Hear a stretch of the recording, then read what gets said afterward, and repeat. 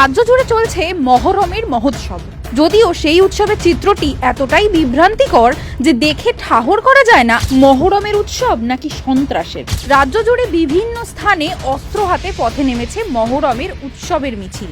শুক্রবার থেকে শুরু হয়েছে মহরম উপলক্ষে অস্ত্র হাতে দাপাদাপি। শুক্রবার দুপুরে শিয়ালদা স্টেশনে এই তলোয়ার বাহিনীর হাতে গুরুতরভাবে আহত হন এক যাত্রী। এমনকি ট্রেনের কামরা থেকে উদ্ধার করা হয় বহু অস্ত্রশস্ত্র। এবার প্রশ্ন ওঠে প্রশাসনের ভূমিকা নিয়ে। গোটা রাজ্য জুড়ে বিভিন্ন জায়গায় এই সশস্ত্র বাহিনীর অবাধ বিচরণ দেখেও কেন নির্বিকার মমতার প্রশাসন? বেশি দিন আগের কথা তো নয়, রামনবমীর আগেই অস্ত্র মিছিল নিষিদ্ধ করে এই মমতার প্রশাসন। নির্দেশিকা জারি করে বলা হয়েছিল রামনবমীর শোভাযাত্রায় যেন কারো হাতে অস্ত্র না থাকে। অন্যদিকে শান্তির দোহাই দিয়ে বন্ধ করে দেওয়া হয় মালদার 629 বছরের ঐতিহ্যবাহী রথের মেলা। এখন প্রশ্ন, শুধুমাত্র হিন্দুদের উৎসবেই কেন শান্তির দূত হয়ে ওঠেন মাননীয়া? কখনো জনসমক্ষে হিন্দু ধর্মকে গন্দা ধর্ম বলে সম্বোধন করেন তিনি।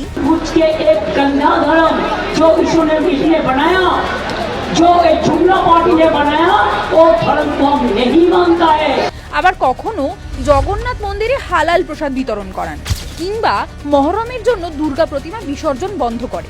একাধিক ক্ষেত্রে হিন্দুদের বিশ্বাসে আঘাত করেছেন মাননীয়া। কিন্তু প্রসঙ্গ যখন তার প্রিয় দুধেল গাইদের নিয়ে, তখন একেবারে অন্ধ ধৃতরাষ্ট্র মমতা।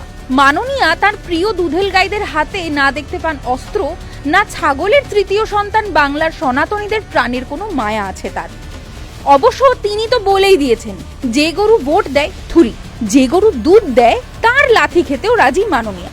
এখানে তো শুধু অস্ত্র হাতে পথেই নেমেছে মাননীয়ার প্রিয় দুধেল গাইরা, তৈরি করেছে সন্ত্রাসের বাতাবরণ। কিন্তু প্রশ্ন জাগে, এই কি সংবিধানের পথে চলা? এই কি মমতার ধর্মনিরপেক্ষতার উদাহরণ?